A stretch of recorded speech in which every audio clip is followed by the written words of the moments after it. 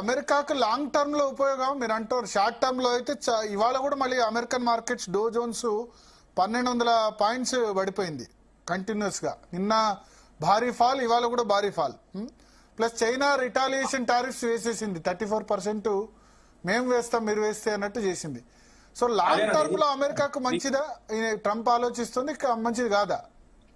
ఇది ఏంటంటే ఒక స్మూత్ గా వెళ్తున్న అంటే మనం ఒక స్మూత్ గా వెళ్తున్న రోడ్ లో మనం మధ్యలో రోడ్డుని పగలగొట్టి కొంచెం అటు తిప్పి ఇటు తిప్పి అంటే ట్రాక్ ని మార్చి అటువంటి నిర్ణయాలండి ఇవన్నీ కూడా. ఏంటంటే ఒక్కొక్కసారి ఎలా ఉంటాయంటే ఈ నిర్ణయాలు అంటే స్మూత్ గా ఇప్పుడైతే ట్రంప్ మనకి రాకముందు ఏంటంటే స్మూత్ గా వెళ్తున్నారు అందరూ.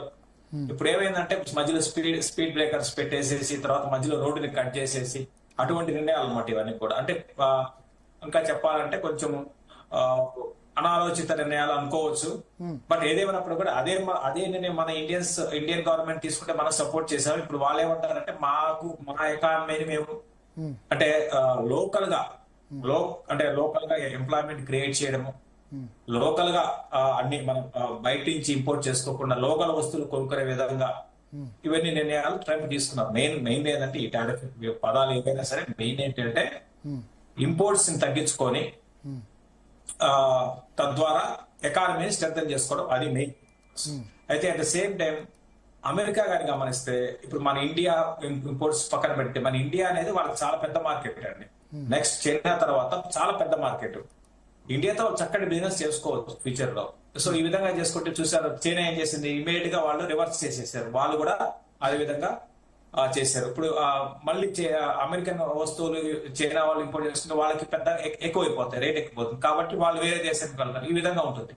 సో ఇవన్నీ కూడా ఏంటంటే కొంచెం త్వరబడి నిర్ణయాలు తీసుకున్నారు. బట్ ఇప్పుడు ట్రంప్ ఎలా ఉంటాయంటే ఇప్పుడు ఇలా ఉండొచ్చు, ఇలా నిర్ణయాలు తీసుకుని మళ్ళీ రేపు పొద్దున మార్చుకోవచ్చు అండి. నెక్స్ట్ ఒక 5 నెలల తర్వాత మార్చడానికి కూడా అవకాశాలు ఉంటాయి. ఎందుకంటే అక్కడ ఎకానమీ మరింత వీక్ అయ్యే అవకాశాలు కూడా ఉన్నాయండి ఇప్పుడున్న పరిస్థితుల్లో. కానీ ఇటువంటివి తీసుకుంటే ఈ ట్రేడ్ వార్ మరింత ముందుకు వెళ్ళింది అంటే ఇదే విధంగా వార్లు జరిగాయంటే ట్రేడ్ వార్స్ జరిగాయంటే అమెరికన్ ఎకానమీ అనేది కొంచెం దెబ్బతినే అవకాశాలు ఉన్నాయి. ఇప్పటికే కొంచెం వీక్ గా ఉంది, అది మరింత దెబ్బతినే అవకాశాలు ఉన్నాయి. ఎందుకంటే మన ఇండియా మీదనో చైనా మీదనో ఆధారపడకపోతే వాళ్ళకి కష్టాలు ఎదుర్కొనే అవకాశాలు ఉన్నాయండి.